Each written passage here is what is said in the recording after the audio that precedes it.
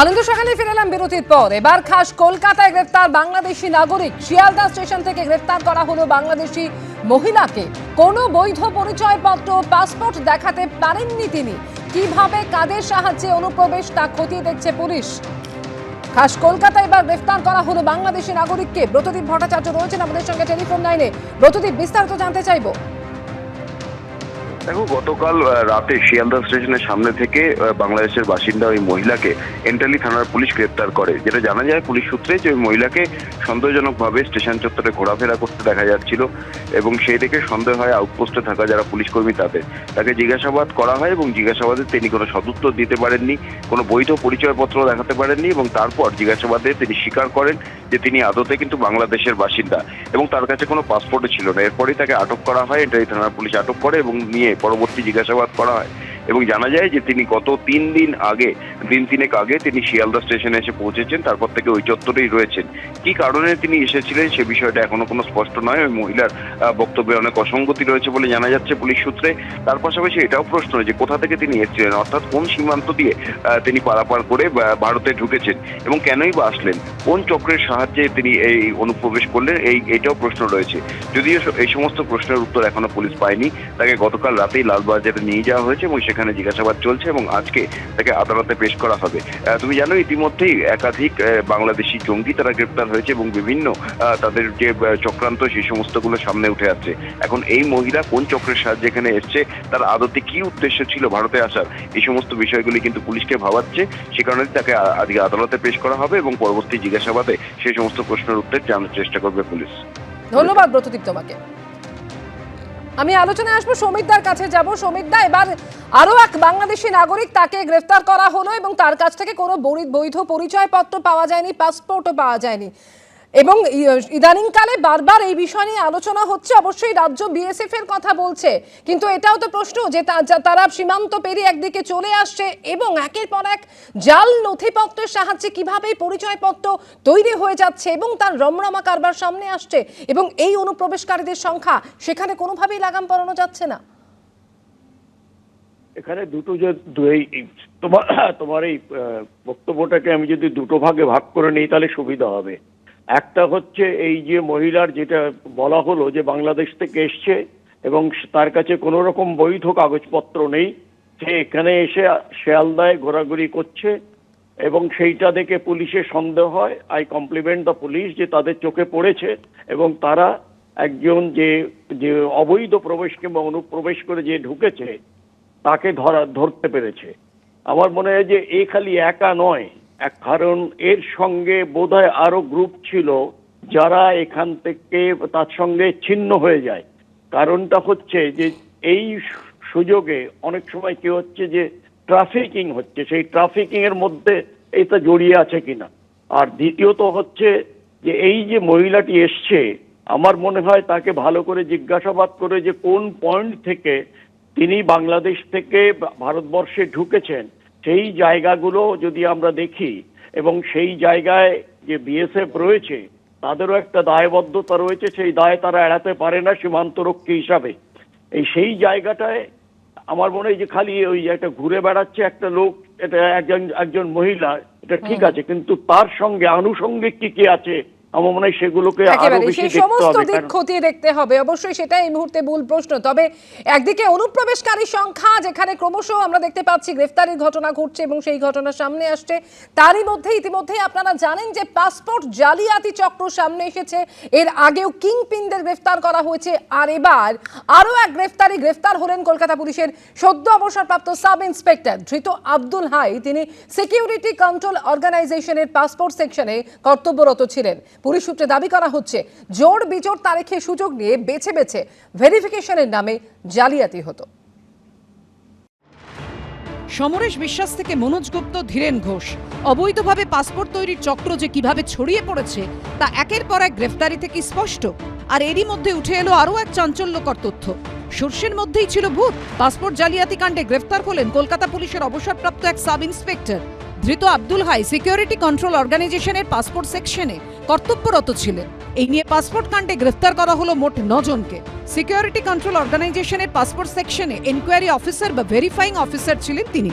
ওই বিভাগে 2.5 বছর চাকরি করার পর 2023-এর 31 অক্টোবর অবসর নেন আব্দুল হাই। পুলিশ সূত্রে দাবি, কর্মজীবনেই পাসপোর্ট জালিয়াতি কাণ্ডের কিংপিন মনোজ গুপ্ত, সমরেশ বিশ্বাস ও ধীরেন ঘোষদের সঙ্গে যোগাযোগ হয়েছিল ধৃত প্রাক্তন এসআই-এর। পাসপোর্ট জালিয়াতি কাণ্ডে পুলিশের হাতে গ্রেপ্তার এবার প্রাক্তন পুলিশ অফিসার আব্দুল হাই নামে যাকে গ্রেপ্তার করা হয়েছে। তিনি সিকিউরিটি কন্ট্রোল অর্গানাইজেশন সেখানে কর্মরত ছিলেন এবং সেখানে ভেরিফাইং অফিসার হিসেবে কর্মরত ছিলেন। শুক্রবার রাতে উত্তর 24 পরগনার অশোকনগরের বাড়ি থেকে গ্রেফতার করা হয় অবসরপ্রাপ্ত সাব ইন্সপেক্টরকে। কোনো সমস্যা কোনোদিন আজ পর্যন্ত আমি শুনিনি যে কোনো একটা সমস্যা হয়েছে, কোনোদিন কোনো অফিসার কোনো কিছু বলেছেন যে কোনো একটা সমস্যা হয়েছে, এটা কেন করেছেন ওটা কেন করেছেন, কোনো রকম ত্রুটি আজ পর্যন্ত হয়নি। কিভাবে কি ফাঁসানো হয়েছে, কি হয়েছে, কোনো সামান্য কিছু হলেও বড় করে ফাঁসানো হতে চেষ্টা হয়েছে, না হলে এইভাবে কেন নিয়ে যাওয়া। রাত কটার সময় ছিল? 11:30। কিন্তু কিভাবে পাসপোর্ট জালিয়াতির সঙ্গে জড়িত ছিলেন অবসরপ্রাপ্ত সাব ইন্সপেক্টর? পুলিশ সূত্রে দাবি, নিয়ম অনুযায়ী জোর দিন অর্থাৎ 2, 4, 6, 8 তারিখগুলোতে পাসপোর্টের আবেদনকারীর যাবতীয় নথিপত্র দিয়ে যে ফাইল তৈরি হতো তা করার দায়িত্ব থাকে সিকিউরিটি কন্ট্রোল অর্গানাইজেশনের এনকোয়ারি অফিসার বা ভেরিফাইং অফিসারের ওপর, অর্থাৎ যে দায়িত্বে ছিলেন আব্দুল হাই। আর বিজোড় দিনগুলিতে সেই কাজ করতেন থানার অন্য সাব ইন্সপেক্টররা। পুলিশ সূত্রে দাবি, পাসপোর্ট জালিয়াতিতে ধৃত মনোজ গুপ্ত ট্যুরস অ্যান্ড ট্রাভেলসের মাধ্যমে 150 জন বাংলাদেশের নাগরিককে ভারতের পাসপোর্ট বানিয়ে দিয়ে ইউরোপে যাওয়ার পথ করে দিয়েছিল ধৃত ধীরেন ঘোষ।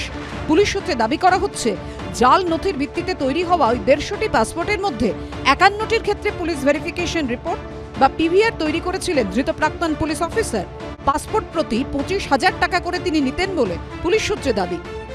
এর আগে যখন প্রোডাকশন হয়েছিল বাকি অভিযুক্তদের, তখন আদালতের তরফে কিন্তু কার্যত একটি ভাষাতেই ভৎসনা করা হয়েছিল যে যারা ভেরিফিকেশন করেছিল এই ভুয়ো পাসপোর্টগুলোর, তাদেরকে কেন তদন্তের আওতায় আনা হচ্ছে না, তাদেরকে কেন গ্রেফতার করা হচ্ছে না, কেনই তদন্তকারীরা তৎপর হয় এবং অবশেষে হাবড়া থেকে এই প্রাক্তন সাব ইন্সপেক্টর পাসপোর্ট সেকশনে তাকে গ্রেফতার করা হয়েছে। এদিন আলিপুর আদালতে ধৃতকে তোলা হলে সরকারি আইনজীবী দাবি করেন, 51 জন পাসপোর্ট আবেদনকারী নথি ভেরিফাই করেছিলেন আব্দুল হাই এবং তার জন্য দেয়া নথিতে যে ঠিকানার উল্লেখ ছিল তার কোনো অস্তিত্ব নেই। জাল নথির ভিত্তিতে পাসপোর্ট পাইয়ে দেওয়ার বিনিময়ে ধৃতের ব্যাংক অ্যাকাউন্টে টাকা ট্রান্সফার হয়েছিল। মাননীয় মুখ্যমন্ত্রী বলে দিয়েছেন, রাজনৈতিক নেতা হোক কিংবা অফিসার হোক, যে গাফিলতি এবং রিটায়ার করে গেলেও তারপরেও তাকে ধরা হবে। সুতরাং দিদি চিরকাল স্বচ্ছতা আসুক, এই ভুয়া প্রতারণা এই সমস্ত যাতে না হয়, বাংলা পরিষ্কার থাকুক, সেই চেষ্টা তিনি করছেন। সুতরাং যারা ধরা পড়েছেন আইনের পথে চলবে। এই কেসটা এনআইএর নিয়ে নেওয়া উচিত এবং এনফোর্সমেন্ট ডাইরেক্টরেটের ফেমা নিয়ে কাজ করা উচিত। পুরো বর্ডার এলাকাতে তৃণমূলের লোকেরা আধার, এপিক, পাসপোর্ট সব 2 নম্বরিতে যুক্ত। সব পক্ষের বক্তব্য শুনে 18 জানুয়ারি পর্যন্ত ধৃতকে পুলিশ হেফাজতের নির্দেশ দিয়েছেন বিচারক। পাসপোর্ট জালিয়াতি কাণ্ডে ইতিমধ্যেই কলকাতা পুলিশের একজন হোমগার্ডের মোবাইল ফোন বাজেয়াপ্ত করেছেন তদন্তকারীরা। পাশাপাশি বেশ কয়েকটি থানায় যারা পাসপোর্ট ভেরিফাই করেছেন তাদের কয়েকজনকে লালবাজারে ডেকে পাঠানোর প্রক্রিয়া শুরু হয়েছে। পার্থপ্রতিম ঘোষ, সুকান্ত মুখোপাধ্যায় ও সমীরণ পালের রিপোর্ট, এবিপি আনন্দ।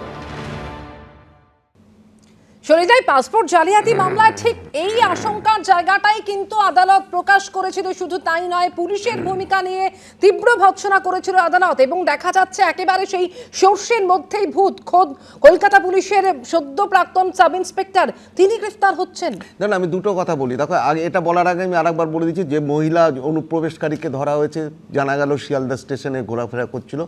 ঠিক আছে, দেখো 2 ধরনের লোক আসছে বাংলাদেশ থেকে। একটা হচ্ছে যারা সেফ আশ্রয়ের জন্য এবং জীবন জীবিকার সন্ধানে আসছে, ওখানে আর সেখানে তারা টিকতে পারছে না, irrespective of any communal religion. আর একটা হচ্ছে যারা জঙ্গি আসছে। এদের যারা এই কারণে আসছে তাদের ভেরিফাই করে 13-14 ফরেন সেক্টর কেস করে ডিপোর্ট করে দিক না, ডিপোর্ট করে দিক, আননেসেসারি হ্যারাসমেন্ট না করা। 2 নম্বর, তুমি একজন পুলিশ সাব ইন্সপেক্টরের কথা বলছো, হি rose to that rank from the rank of constable. He is the only officer. Where are the supervisory officers?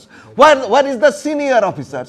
যারা উনি লেখালে তো উনি ডাইরেক্টলি ওটা যায় না, ওটা থ্রু প্রপার চ্যানেল যায়, তাহলে তাদের রেসপন্সিবিলিটি। 1। 2 নম্বর, যদি খালি পুলিশ করে, এটা কিন্তু শুনতে ইট সাউন্ডস ব্যাড। এবং আমি বলছি, তোমার পঞ্চায়েতে কদমগাছির কি হয়েছিল? আজকে পঞ্চায়েতের যারা সার্টিফিকেট দিয়েছে তাদের কি হলো? West Bengal board of education থেকে যারা জাল সার্টিফিকেট দিয়েছিল, জাল অ্যাডমিট কার্ড দিয়েছিল, তাদের কেন ডাকা হচ্ছে না? Why they are not being called? Why they are not being taken into within the periphery of the investigation and interrogation? Where is the holistic investigation? Holistic investigation কিছু বলছে না, এবং তারা কেবল ওই দীপঙ্কর, সমরেশ বিশ্বাস, রিপন বিশ্বাস, ধীরেন ঘোষ এইসব নিয়েই পড়ে আছে। আমার কথা হচ্ছে একটা লার্জার কনস্পিরেসি আছে, সেই লার্জার কনস্পিরেসিটাকে ব্রেক করতে হবে, সেখান থেকে আনার্ট করতে হবে কে গ্রুপটা কারা, কোন একেবারে দলটা করছে। বৃহত্তর ষড়যন্ত্র রয়েছে এর পিছনে, এবং এর উপরেও যারা রয়েছে সেই মাথাদের ধরা পড়াটা কোথাও দরকার। তৌসিফ, যদি এভাবে পুলিশের ভেতরেই এই ধরনের জালিয়াতটা থাকে, যারা এইভাবে পাসপোর্ট জালিয়াতি চক্রে অন্যতম ভূমিকা পালন করেছিল, তাহলে স্বচ্ছতা আসবে কোত্থেকে? দেখুন, পাসপোর্ট জালিয়াতি কাণ্ডতে এসআইটি যেটা ফর্ম করা হয়েছিল ওয়েস্ট বেঙ্গল পুলিশে, ওরা এখন না এসআইটি আছে, আপনি হয়তো জানেন না, এসআইটি অলরেডি ফর্ম করা হয়েছে, আর প্রেস কনফারেন্সও হয়েছে। নটা অ্যারেস্ট এখন পর্যন্ত হয়েছে। এই যে লোককে অ্যারেস্ট করা হয়েছে যেটা রিটায়ার্ড এসআই, তো পুলিশ প্রশাসনকে আগে থেকে মমতা ব্যানার্জি একদম ক্লিয়ারলি বলে দিয়েছেন যে জিরো টলারেন্স এগেনস্ট কারাপশন। এই যে জালিয়াতি এনওসি দিয়ে দিচ্ছে পুলিশ, যাদের দায়িত্ব হচ্ছে যে পুলিশ ভেরিফিকেশন করে এনওসি দেওয়াটা, ওই এনওসি দেওয়ার জন্য কিছু টাকা নিয়ে একটা এই র্যাকেটটা তো ওয়েস্ট বেঙ্গল পুলিশ বাস্ট করেছে। এবার যদি আপনি দেখছেন এই শিয়ালদার একটা এক্সাম্পল, যে এই একটা মহিলা ধরা পড়েছে যে বলছে যে হ্যাঁ আমি বাংলাদেশি, একে কি ওয়েস্ট বেঙ্গল পুলিশ দিয়ে আসতে দিয়েছে, না একে ওই অমিত শাহের বিএসএফ আসতে দিয়েছে? বিএসএফ নিয়ে কেউ কোনো প্রশ্ন হবে না, শুধু ওয়েস্ট বেঙ্গল পুলিশকে দিন আর দিন গালি দিন। যেখানে ওয়েস্ট বেঙ্গল পুলিশের ফেলিয়ার আছে নিশ্চয়ই আপনি ওকে কোয়েশ্চেন করুন, কিন্তু বিএসএফ যে কাণ্ড করছে, অমিত শাহ যে কাণ্ড করছে, ন্যাশনাল সিকিউরিটি থ্রেট করছে, টেররিস্টদেরকে, জঙ্গিদেরকে বিএসএফ বর্ডার খুলে দিচ্ছে, ওদেরকে আসতে দিচ্ছে, এটা কখন বন্ধ হবে? পার্লামেন্টে জবাব কে দেবে? প্রতিক্রিয়া নিয়ে নিই। না ঠিক আছে, তৌসিফ বাবু সব ঠিকই আছে, আমি মেনে নিচ্ছি। বিএসএফ একদম অপদার্থ, বিএসএফ কোনো কাজ করছে না, পুরো বর্ডার খোলা, বিএসএফ মানে একেবারে অপদার্থ, পুরো 100% আমি ওনার সাথে একমত হচ্ছি। মানে বিএসএফ, সব দোষ বিএসএফের। কিন্তু যখন বর্ডার ক্রস করে যখন বিএসএফকে যখন টাকা পয়সা দিয়ে যখন ঢুকে পড়লো, যারা ঢুকে পড়ছে তারা জানে বিএসএফ পার করে নেওয়ার পরে এমন একটা জায়গায় পৌঁছবো যেখানে পুরো আমার ফ্রিডম আছে। যদি সে কনফিডেন্ট হয় যে বিএসএফ পার করার পরেও ওয়েস্ট বেঙ্গল পুলিশ আমাকে ধরবে, বিএসএফ ধরে টানলেও লোক ঢুকবে না ওয়েস্ট বেঙ্গলে, লোক ঢুকবে না। তসিফ দা, কমন সেন্স অ্যাপ্লাই করুন। বিএসএফ যদি চায় তবু লোক ঢুকাতে পারবে না, যদি এখানকার রাজ্য প্রশাসন যদি শক্তিশালী হয়। ওরা কনফিডেন্ট যে একবার বিএসএফকে পার করলেই এখানে পঞ্চায়েত প্রধান থেকে শুরু করে পুরো প্রশাসন আছে, আমার জন্য ভোটার আই কার্ড তৈরি করে দেবে, আধার কার্ড তৈরি করে দেবে। এই ইনফ্রাস্ট্রাকচার না থাকলে তারা বিএসএফকে ঘুষ দিয়ে ঢুকবে কেন? ওরা বিএসএফকে টাকা দেবে কেন? যদি তারা কনফিডেন্ট হয় যেখানে আমি সবকিছু পাবো। তো কমন সেন্স, আমি মানলাম বিএসএফ খারাপ। এবার বিষয়টা হচ্ছে যে এখানে ওয়েস্ট বেঙ্গল গভর্নমেন্ট যেই ধরনের এখানে চক্র তৈরি হয়েছে, দাদা ঠিক কথা বলছিলেন যে এসআই হয়ে রিটায়ার হয়, তার মানে সে কনস্টেবল থেকে শুরু হয়েছে, সে একজন সারা জীবন পুলিশের চাকরি করেছে, এসআই রিটায়ার হওয়া মানে তার মানে সে মানে তার কি পজিশন। আর আমি জানি না রাজীব কুমারের টুইটটা ডিলিট হয়েছে কিনা। উনি বোধহয় 1 সপ্তাহ 10 দিন আগে বলেছিলেন যে পাসপোর্ট ভেরিফিকেশনে রাজ্য পুলিশের কোনো রোলই নেই। সেন্ট্রাল গভর্নমেন্ট নাকি নতুন রুল করেছে যেখানে পুলিশ ভেরিফিকেশন দরকারই নেই। রাজীব কুমার বলছে পুলিশ ভেরিফিকেশন দরকার নেই, তারপর রাজীব কুমারের পুলিশ হাজার রকমের রিটায়ার্ড এসআইদের ধরে ধরে জেলে পুড়ছে। মানে what kind of administration is? দেবাশিসটা বুঝতে পারছি, তবে এটাই তো বড় প্রশ্ন যে যারা ভেরিফিকেশনের দায়িত্বে ছিলেন তাদের মধ্যেই যদি কেউ এইভাবে জালিয়াতি করে থাকে, তাহলে গোটা প্রসেসটা যে স্বচ্ছভাবে হবে সেই প্রত্যাশাটুকু করা যাবে কোত্থেকে? তবে ইতিমধ্যেই পাসপোর্ট জালিয়াতি কাণ্ডে যে আসবো দেবাশিসদা, গ্রেফতার হয়েছে প্রাক্তন এসআই, সেই বিষয় নিয়ে মুখ্যমন্ত্রীকে নিশানা করেছেন রাজ্য বিজেপির সভাপতি সুকান্ত মজুমদার। রাজ্যের ব্যর্থ মুখ্যমন্ত্রী প্রশাসনকে দুর্নীতিতে জড়িয়ে ফেলেছেন, সরকারি পৃষ্ঠপোষকতায় অনুপ্রবেশে মদত দেওয়া হয়েছে। মুখ্যমন্ত্রী এই বিষয়ে কর্ণপাত করেননি। চাপে পড়ে পুলিশ এখন প্রাক্তন কর্মকর্তাদের গ্রেফতার করতে বাধ্য হচ্ছে। মুখ্যমন্ত্রীর গোয়েন্দা সংস্থাগুলি হঠাৎ জেগে উঠেছে। অনুপ্রবেশের মাধ্যমে ভোট ব্যাংক সুরক্ষিত রাখতে চান মমতাদি। পুলিশকে কাজে লাগিয়ে ভোট ব্যাংক সুরক্ষিত রাখার মরিয়া প্রচেষ্টা চালানো হচ্ছে। ব্যর্থ মুখ্যমন্ত্রীর লজ্জা লুকানোর জায়গা নেই, এমনই মন্তব্য করেছেন রাজ্য বিজেপির সভাপতি সুকান্ত মজুমদার। আর এরই মধ্যে মমতা বন্দ্যোপাধ্যায়কে খোলা চিঠি দিলেন শুভেন্দু অধিকারী। অনুপ্রবেশ নিয়ে বিএসএফ কে আক্রমণ করায় কড়া চিঠি দিয়েছেন। মুখ্যমন্ত্রী নিশানায় বিএসএফ, পাল্টা পুলিশকে নিশানা শুভেন্দুর। 5 পাতার চিঠিতে ছত্রে ছত্রে পুলিশ রাজ্য সরকারের সমালোচনা করেছেন তিনি। ভোট ব্যাংকের স্বার্থে সীমান্তরক্ষী বাহিনীকে আক্রমণ, এই প্রথম কোনো মুখ্যমন্ত্রী হিসেবে সেনাদেরও আক্রমণ। যতই চ্যালেঞ্জ আসুক না কেন, কেউ সেনার মনোবল ভাঙতে পারেনি। কিন্তু একজন মুখ্যমন্ত্রী এই ধরনের অভিযোগ করলে তা মনোবলকে দুর্বল করে। মুখ্যমন্ত্রীর বিরুদ্ধে দায়িত্বজ্ঞানহীন আচরণের অভিযোগ করেছেন শুভেন্দু অধিকারী।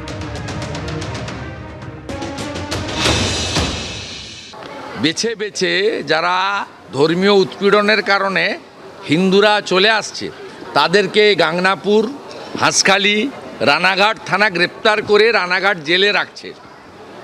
অথচ যে সমস্ত রোহিঙ্গা মুসলমানরা এখানে আসছে তাদেরকে এখানকার পুলিশ এবং সরকার শেল্টার দিচ্ছে। ও সবচেয়ে আনফরচুনেট, এখানে তৃণমূলের নেতারা আধার কার্ড, এপিক কার্ড এইগুলো তৈরি করে দিচ্ছে এবং পাচার করছে। আর মুখ্যমন্ত্রী আর তার ভাইপো বিএসএফকে গালি দিচ্ছে। অথচ বিএসএফকে 600 কিলোমিটার জায়গা জমি দেয়নি যেখানে কাঁটাতারের ফেন্সিং করা যাচ্ছে না। বিএসএফকে কাজ করতে পুলিশ দেয় না, তৃণমূলের লোকেরা দেয় না। বাংলায় পরপর জালে জঙ্গি, আর তা নিয়ে বিএসএফ কে নিশানা করেছেন মমতা বন্দ্যোপাধ্যায়। অনুপ্রবেশকারীদের ঢুকিয়ে বাংলাকে বদনামের চেষ্টা। বৃহস্পতিবার এভাবেই আক্রমণ করেন মুখ্যমন্ত্রী। এখানে গুন্ডা পাঠিয়ে দেওয়া হচ্ছে, বর্ডার দিয়ে খুন করছে, চলে যাচ্ছে, এই রকম লোক পাঠানো হচ্ছে। এটা বিএসএফ এর অনেক ভেতরকার কাজ। এর মধ্যে কেন্দ্রীয় সরকারের একটা ব্লুপ্রিন্ট আছে। আর বাংলাকে যদি মনে করে কেউ অনুপ্রবেশকারীদের ঢুকিয়ে আর তৃণমূল কংগ্রেসকে বদনাম করব, এটা তৃণমূল কংগ্রেস করছে না। অর্থাৎ মহানন্দী, মমতা বন্দ্যোপাধ্যায় তিনি বিএসএফ কে নিশানা করছেন এবং দেখলাম যার উত্তরস্বরূপ শুভেন্দু অধিকারী খোলা চিঠি দিয়েছেন মুখ্যমন্ত্রী মমতা বন্দ্যোপাধ্যায়কে। অর্থাৎ যেটা মুদ্রা বিষয় হলো যে রাজ্য কেন্দ্র এই দায় ঠেলাঠেলি কোথাও চলছেই, কিন্তু সবকিছুর মধ্যে এই জালিয়াতি চক্র, সেটা নথি জাল করে পরিচয়পত্র বিভিন্ন বানানো হোক কিংবা পাসপোর্ট জালিয়াতি চক্র, এই সব কিছুর রমরমা কারবার, সেটাকে কিন্তু কোনোভাবেই আটকানো যাচ্ছে না। দেখো, যে কোনো সমস্যাতেই রাজনৈতিক তরজা চলে, কেন্দ্র রাজ্য এইগুলো চলতে থাকে, কিন্তু আমার আশঙ্কা তো অন্য জায়গায়। কারণ ইউনূস সরকার এখন পুরোপুরি জঙ্গি গোষ্ঠীদের সাপোর্টে চলছে এবং সেখানে যেভাবে গণতন্ত্রের হত্যা হচ্ছে, ভয়টা সেখানেই। সাধারণ পশ্চিমবঙ্গবাসীরও সবারই একই ভয়। অর্থাৎ এই যে বিভিন্ন মানুষ এই জায়গা বাংলাদেশ বর্ডার থেকে এখানে ঢুকছে, তার মধ্যে তো কিছু অসহায় মানুষ আছে। এটা তো ঠিক করে যে মহিলা এসেছেন, তার আগেও 2জন বৃদ্ধা আমরা দেখেছি তোমাদের চ্যানেলে, তারা চলে আসছে, অসহায় বাঁচতে পারছে না। কিন্তু প্রশ্নটা হচ্ছে এই যে 700 জঙ্গি, 1 মিনিট, 700 জঙ্গি তাদের ছেড়ে দিয়েছে ইউনূস সরকার, কে গ্যারেন্টি দিতে পারবে যে তারা পশ্চিমবঙ্গে ঢুকে নাশকতা করবে না? এবং একটা কথা যেটা বারবার সলিলদা বলছেন বা অন্যরাও বলছেন, একদম ঠিক কথা, যে আমি মানছি যে বর্ডার পেরিয়ে চলে এলো, বর্ডারের বিএসএফ কোনো কাজ করছে না, কিন্তু তারা এখানে ঢুকে কি করে পাসপোর্ট তৈরি করতে পারছে, কি করে ডকুমেন্ট তৈরি করতে পারছে? এটা এইটা তো আমি বলছি যে না বিজেপির যে ব্লুপ্রিন্ট, বিজেপি আগে ওদেরকে বর্ডার থেকে পাঠাচ্ছে। প্লিজ আপনার সময় আপনি বলবেন। আগে বর্ডার খুলে দিচ্ছে ওদেরকে যে তুমি বাংলায় চলে যাও, তারপরে পাসপোর্ট করে দিচ্ছে। পাসপোর্ট ইস্যু করছে কে? ফিনান্স পাসপোর্ট ইস্যু করছে কে? ফরেন মিনিস্ট্রি থেকে, তার কারণ কন্ট্রোলে সেন্ট্রাল বিজেপি সরকার পাসপোর্ট ইস্যু করছে, ভোটার কার্ড ইস্যু করছে, আধার ইস্যু করছে, সব তো কেন্দ্র সরকারের ইস্যু করছে। এখানে রাজ্য সরকার কি ইস্যু করছে? মাননীয় মুখ্যমন্ত্রী যথেষ্ট দায়িত্বজ্ঞানহীন মন্তব্য করেছেন, যথেষ্ট দায়িত্বজ্ঞানহীন। এটাতে পশ্চিমবাংলার রাজনীতিতে আগুন জ্বলবে। আমাদের মনে রাখতে হবে পশ্চিম বাংলায় যতই সো কল সেকুলারিজম হয়েছে, অর্থাৎ ভোট ব্যাংক পলিটিক্স হয়েছে, অর্থাৎ জমাতি জিহাদিদের তোষণ করা হয়েছে, তত বাংলাদেশে কমিউনালিজম বেড়েছে। বাংলাদেশের সাম্প্রদায়িকতা একই মাপে বেড়েছে যেই মাপে এখানকার তথাকথিত সেকুলারিজম বেড়েছে। পশ্চিম বাংলার ভোট ব্যাংক রাজনীতি সেকুলারিজম বেড়েছে মানে সেকুলারিজম তো কনস্টিটিউশনে আছে। আপনারা জামাতি জিহাদিদের সমর্থন করছেন, এটা হচ্ছে সেকুলারিজম। যে বিষয় নিয়ে আমরা আলোচনায় ছিলাম পাসপোর্ট জালিয়াতি চক্র, এবং সেখানে একের পর এক গ্রেফতারে এই বিষয় নিয়ে সমীরদার কাছে আসবো। সমীরদা, এই জালিয়াতি চক্র সামনে আসার পর যে প্রশ্নটা বারবার সামনে আসছিল যে কোনো রকম ভেরিফিকেশন ছাড়াই এত পাসপোর্ট ইস্যু হলো কি করে, এবং যারা পাসপোর্ট ভেরিফিকেশনের দায়িত্বে তারা কি ধরা পড়বে? দেখা যাচ্ছে যে পুলিশের একজন প্রাক্তন সাব ইন্সপেক্টর তিনি ধরা পড়েছেন, কিন্তু এর পিছনে তো আরো বড় কেউ রয়েছে, সেই মাথারা কি সামনে আসবে সমীরদা? এখনো পর্যন্ত তো কোনো এরকম কোনো খবর বোধহয় নেই কারোর কাছেই যে যার অধীনে এই কাজগুলো হয়েছে, এবং এই SI E may be a pawn in the entire chess board. তবে তার আগে আমি একটুখানি সময় নেব, অমৃতা, কয়েক সেকেন্ড। মিস্টার তৌসিফ খান, আপনি যে জিনিসটা জানেন না হয়তো ব্যক্তিগতভাবে, I strongly refute any charges against the BSF, যারা BSF ঢোকাচ্ছে। Don't, for heaven's sake, don't make such kind of wild allegation against the force which is the largest border cross force in the world. না, যেটা সেটা অন্য কথা। Flight দিয়ে এসেছে, তাই ওরা শিয়ালদাতে ধরা পড়েছে।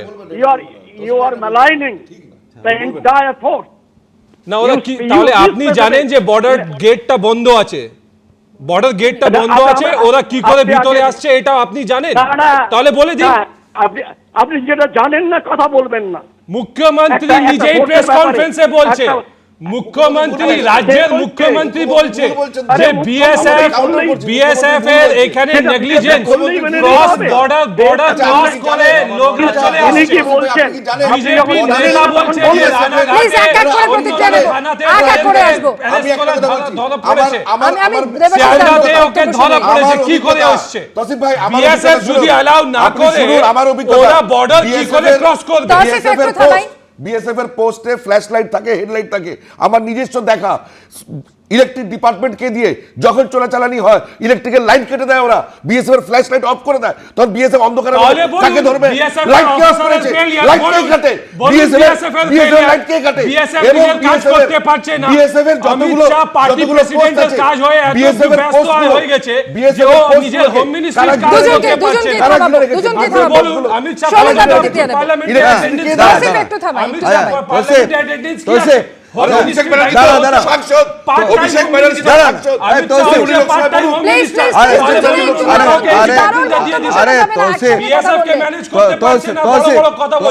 तौसीफ, आप जानते हैं कि 2200 किलोमीटर पोरस बॉर्डर है with West Bengal and Bangladesh. তার মানে কি যে বাংলাদেশ থেকে লোক চলে আসবে? হ্যাঁ, আমার কথা বলছি সেটা না, 4000 কিলোমিটার আমাদের বর্ডার আছে, ঠিক আছে। না, আমাকে বলতে মানে বিএসএফ বলে দেবে যে আমি ম্যানেজ করতে পারছি। আরে BSF is it possible human chain করে আটকানো? হিউম্যান চেইন করে আটকানো এটা সম্ভব? Is that possible? নাম্বার না, which you don't know, you don't, human chain কোথায় হয়?